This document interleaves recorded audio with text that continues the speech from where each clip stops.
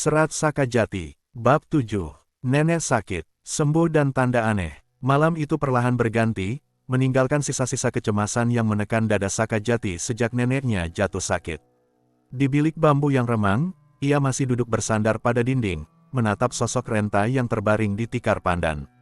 Suara napas nenek yang semula tersengal kini terdengar lebih tenang, seakan badai yang mengamuk dalam tubuhnya mulai reda. Keringat dingin di kening nenek berangsur surut, dan suhu tubuhnya yang semula panas membara kini terasa lebih normal saat Sakajati menyentuh pergelangan tangan yang rapuh itu. Rasa lega menyapu hatinya, namun kelegaan itu bercampur dengan kelemahan yang menjerat tubuhnya sendiri. Semalaman ia berjaga tanpa sempat memejamkan mata. Setiap detik yang berlalu, ia merasa seolah sedang menantang nasib, menunggu apakah ramuan yang ia buat benar-benar mampu menolong, atau justru membawa akibat lain yang tak terbayangkan. Kini, melihat neneknya kembali bernapas lebih teratur, air mata hampir saja menetes dari sudut matanya. Sakajati menunduk, kedua bahunya turun naik dengan napas panjang yang berusaha ia atur. Rasa kantuk berulang kali menyerbu, namun ia bertahan. Tangan kirinya tetap menggenggam pergelangan nenek, memastikan denyut nadi yang kembali stabil. Di luar, malam semakin larut, hanya ditemani suara jangkrik dan desir angin yang menyelinap lewat celah-celah dinding bambu. Lampu minyak yang redup menebar cahaya kekuningan, menambah kesan teduh sekaligus rapuh dalam ruangan itu. Meski begitu, tubuh Sakajati sendiri terasa remuk. Sejak sore ia tak sempat makan, hanya meneguk air dan menggiling bahan ramuan dengan terburu-buru. Perutnya perih, matanya perih, dan punggungnya kaku. Namun semua itu tidak berarti dibandingkan ketakutannya kehilangan satu-satunya keluarga yang tersisa. Ia menarik lutut, merapatkan tubuh, berusaha menahan rasa lelah agar tak tumbang. Waktu seakan berjalan lambat, sesekali ia mengecek kembali tubuh nenek, suhu yang berangsur turun, wajah yang tidak lagi menegang, bibir yang sedikit bergerak seolah ingin menggumam sesuatu. Sakajati menempelkan telinganya, namun hanya mendengar bisikan napas tipis. Meski begitu, itu cukup baginya untuk percaya bahwa nenek sedang berjuang kembali, tidak lagi ditarik oleh kekuatan gelap yang semalam begitu kuat mencengkeram. Dalam hati, ia berbisik pelan, "Terima kasih, Nek, bertahanlah sedikit lagi." Ketegangan yang menggantung di udara mulai mengendur. Meskipun ia tahu malam masih panjang, ada secercah harapan yang kini menyala. Sakajati menutup mata sejenak, membiarkan kepalanya terhuyung ke samping. Tidurnya hanya setipis benang, antara sadar dan tidak. Sesekali ia terbangun karena suara batuk ringan nenek, lalu kembali tenang setelah memastikan semuanya baik-baik saja. Begitulah ia bertahan hingga fajar menyingkap langit timur. Burung-burung liar berkicau dari kejauhan, tanda pagi menjelang. Cahaya lembut menyelinap lewat sela bilik, membangunkan Sakajati dari kantuk yang membelenggu. Tubuhnya berat, kepala pening, tapi begitu matanya jatuh pada sosok nenek, ia merasakan denyut semangat kembali. Nenek masih berbaring, namun wajahnya jauh lebih tenang. Tidak lagi pucat seputih kain, melainkan berangsur mendapatkan rona hangat. Sakajati menunduk, tersenyum samar, meski tubuhnya hampir tak sanggup lagi. Ia tahu, perjuangan semalam tidak sia-sia. Harapan telah lahir kembali, meski belum tahu ujung dari semua ini.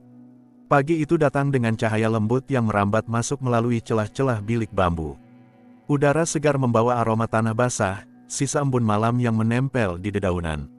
Sakajati terbangun dari tidur tipisnya, tubuhnya terasa kaku seakan seluruh sendi menolak digerakkan. Namun, begitu ia menoleh, rasa kantuk dan lelah seakan tersapu oleh pemandangan yang ada di hadapannya. Neneknya sudah tidak lagi terbaring sepenuhnya. Dengan perlahan, tubuh Renta itu berusaha tegak, menopang dirinya dengan tangan yang gemetar di atas tikar pandan. Sakajati sempat terperanjat, cepat-cepat merangkak mendekat. "Nek, pelan-pelan saja," ujarnya cemas, membantu menopang punggung nenek dengan tangan. Mata keriput itu terbuka, menatap Sakajati dengan kejernihan yang tak ia lihat sejak hari-hari terakhir. Meski sorotnya lemah, ada cahaya hangat di sana, membuat dada Sakajati seakan diremas haru. "Sakajati," suara nenek terdengar serak, nyaris pecah, tapi jelas. Hanya satu kata itu saja sudah cukup membuat air mata yang ia tahan sejak semalam akhirnya jatuh juga. Ia mengangguk, menunduk, lalu berkata dengan suara bergetar, "Iya, Nek, aku di sini." Nenek sudah sadar. Tangan keriput nenek terangkat, menyentuh pipi cucunya. Sentuhan itu ringan, hampir tidak terasa, namun membuat seluruh tubuh Sakajati hangat. Seakan beban besar yang menindih bahunya semalaman terangkat begitu saja. Sakajati membantu nenek bersandar pada bantal tipis yang terbuat dari kapuk. Perempuan tua itu menarik napas panjang, lalu menghembuskannya dengan lega. Ia bahkan bisa tersenyum samar, meski bibirnya masih pucat. "Ramuanmu, pahit sekali," gumam nenek, mencoba bercanda. Sakajati terkekeh kecil di sela air mata. "Kalau manis, mungkin tidak akan menyembuhkan, Nek." Mereka berdua terdiam sejenak, hanya suara burung di luar yang mengisi udara. Bagi Sakajati, keheningan itu bukan kekosongan, melainkan keajaiban, sebuah hadiah yang tidak pernah ia bayangkan bisa ia dapatkan setelah malam yang begitu menegangkan. Nenek perlahan mencoba menggerakkan tangannya. Otot-ototnya memang masih lemah, tapi ada tenaga yang sebelumnya sama sekali hilang. Ia bisa menggenggam tangan Sakajati lebih erat. Setiap gerakan kecil itu bagai bukti bahwa hidup yang hampir padam kini mulai menyala lagi. "Jangan terlalu khawatir, Sakajati. Orang tua sepertiku memang sudah seharusnya sering jatuh sakit. Kau jangan terlalu menyiksa diri," kata nenek lirih. Sakajati menggeleng cepat. "Tidak, Nek. Selama aku masih bisa berbuat sesuatu, aku tidak akan diam. Aku tidak mau kehilanganmu." Tatapan mereka bertemu, lama, penuh kasih sayang. Wajah nenek mengendur, lalu ia menutup mata sebentar, seakan meresapi rasa syukur bisa melihat cucunya begitu tulus menjaga. Cahaya matahari semakin terang, menyingkap bilik yang sederhana. Anyaman bambu, rak kecil berisi beberapa perabot, dan tungku tanah liat di sudut ruangan tampak lebih hidup dari biasanya. Semua itu terasa berbeda karena nenek kini kembali hadir dengan kesadarannya. Sakajati merasakan dadanya dipenuhi perasaan campur aduk, bahagia, lega, sekaligus letih. Namun ia tahu, pagi ini adalah titik balik. Ia tidak hanya menyelamatkan neneknya dari sakit, tapi juga menyelamatkan dirinya dari rasa putus asa. Hari itu terus merambat, meninggalkan pagi yang teduh menuju siang yang perlahan menghangatkan bumi. Sakajati masih mendampingi neneknya yang bersandar di tikar, sesekali membetulkan letak bantal kapuk agar lebih nyaman. Meski wajah nenek terlihat pucat, ia sudah jauh lebih baik dibanding semalam. Senyumnya, walau tipis, memberi Sakajati ketenangan yang tak bisa digantikan apapun. Namun, di balik ketenangan itu, ada sesuatu yang menggelayuti pikiran Sakajati. Semalam, ia begitu fokus menjaga agar napas nenek tetap ada, sehingga tak sempat memperhatikan hal lain. Kini, setelah suasana sedikit longgar, matanya menangkap detail yang sebelumnya terabaikan. Ia memperhatikan kulit tangan nenek yang tipis, keriput, dan pucat. Ada sesuatu yang terasa berbeda. Saat cahaya matahari menembus celah dinding, seolah ada kilau samar yang muncul di bawah permukaan kulit. Sekejap saja, lalu hilang. Sakajati mengerjap, mengira matanya bermain karena lelah. Ia mencoba menepis pikirannya sendiri. Mungkin hanya bias cahaya, pantulan dari minyak di kulit nenek, batinnya. Namun rasa penasaran mendorongnya untuk memperhatikan lebih cermat. Tatapannya menelusuri lengan nenek, dan di sanalah ia melihatnya kembali.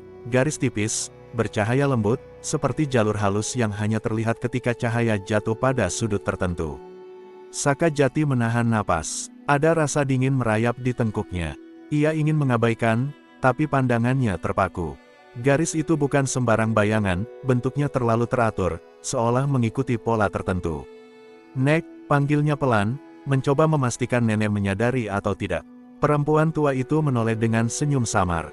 "Kenapa, Sakajati?" tanyanya lembut, tidak menunjukkan tanda-tanda bahwa ia merasakan sesuatu yang aneh.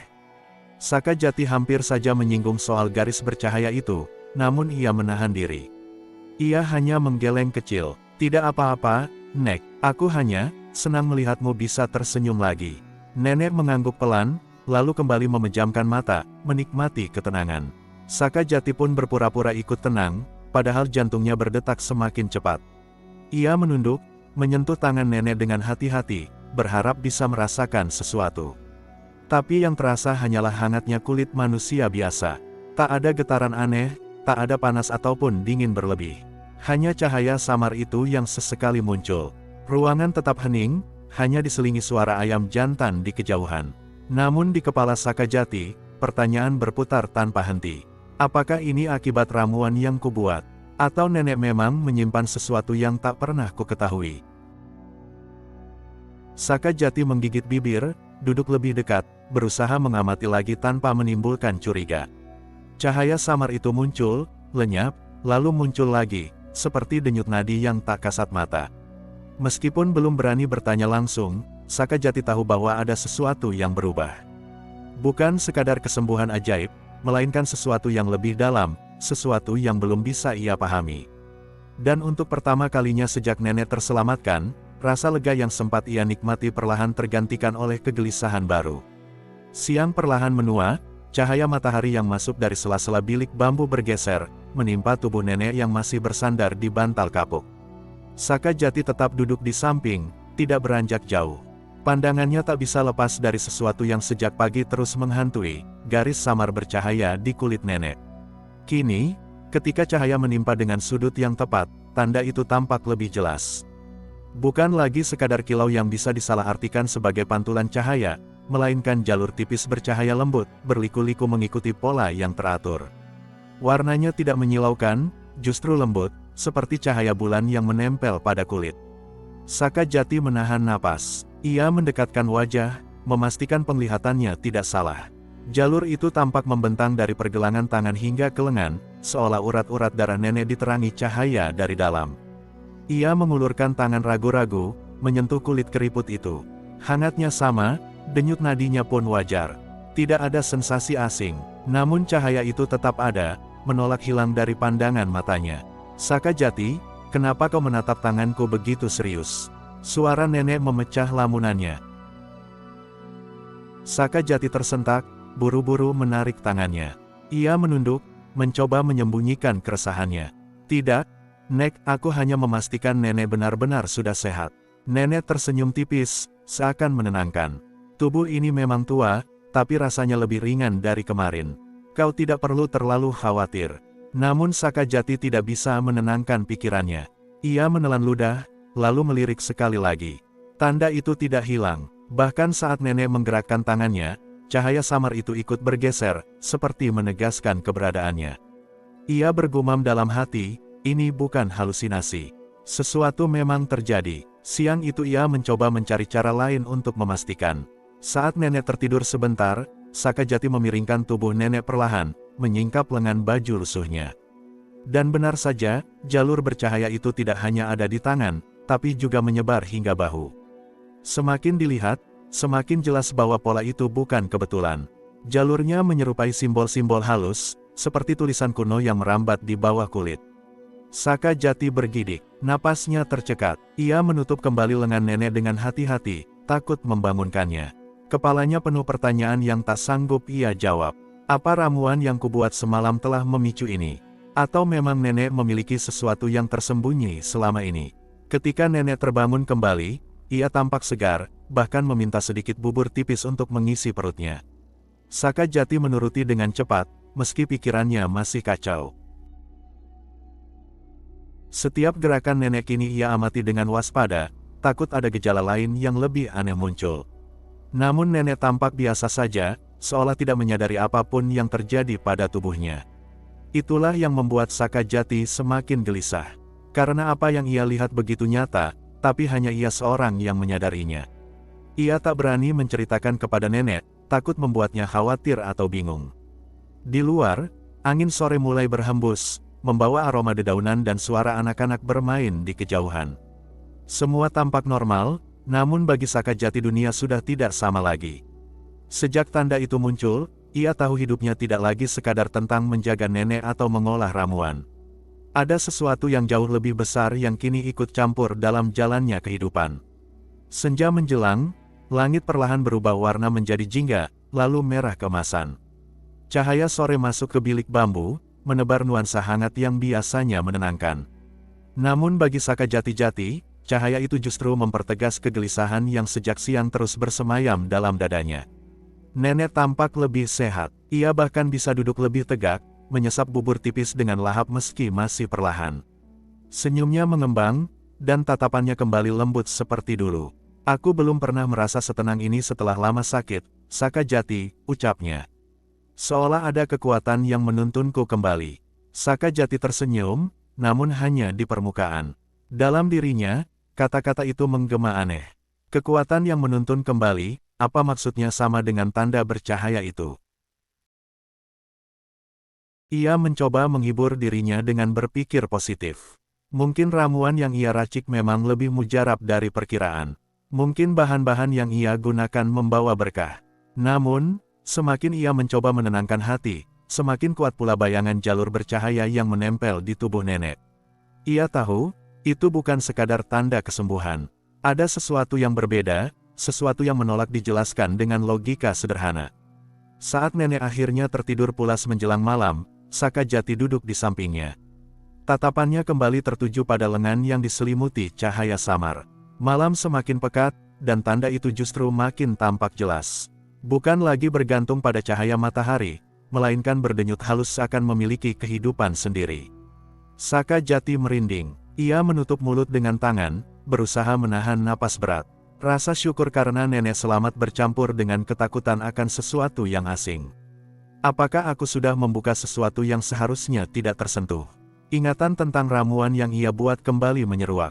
Ia memang mencampur bahan-bahan yang jarang digunakan sekaligus, nekat mencoba takaran yang hanya ia dengar dari cerita-cerita lama. Bisa jadi, ramuan itu bukan sekadar obat, melainkan kunci untuk sesuatu yang tersembunyi. Dan kini, kunci itu telah memunculkan pintu baru, pintu yang belum siap ia buka. Sakajati menggenggam erat kain lusuh di pangkuannya. Ia ingin bertanya pada nenek, tapi bagaimana jika nenek tak tahu apapun? Bagaimana jika dengan mengatakannya ia justru menambah beban pada hati yang baru pulih? Ia juga tak bisa meminta bantuan orang lain. Siapa yang akan percaya pada kisah tentang cahaya di bawah kulit? Ia menatap nenek yang terlelap, wajahnya damai, sama sekali tak menyadari apa yang terjadi pada tubuhnya. Sakajati menghela napas panjang. Bahagia, karena nenek selamat. Tapi juga cemas, karena bersama kesembuhan itu lahir sebuah misteri yang mengintai. Malam itu, sebelum akhirnya membiarkan kantuk menyeretnya, Sakajati berjanji dalam hati, ia akan mencari tahu arti dari tanda itu. Ia tidak tahu kemana harus melangkah, tapi ia yakin jalannya tidak akan mudah. Dan di lubuk hatinya, ia merasa seolah ada kekuatan tak kasat mata yang kini mulai ikut campur dalam nasib mereka. Dalam keheningan malam, Sakajati memejamkan mata dengan perasaan bercabang, antara syukur yang dalam, dan ketakutan akan sesuatu yang baru saja lahir bersama neneknya. Malam itu, saat Sakajati akhirnya terlelap di samping neneknya, sesuatu yang ganjil terjadi. Dari jalur bercahaya samar di tubuh nenek, muncul denyut halus, seperti nadi asing yang bergetar bukan hanya di dalam daging, melainkan di udara di sekitarnya. Denyut itu merambat, membentuk bayangan samar di dinding bilik, menyerupai pintu tipis yang berlapis kabut. Sakajati tidak melihatnya, tidurnya terlalu lelah untuk menangkap pertanda itu. Namun pintu itu tetap bergetar seakan menunggu. Menunggu seseorang yang berani melangkah, menembus batas yang tak terlihat. Dan dari balik bayangan itu, samar-samar terdengar bisikan yang bukan berasal dari dunia mereka.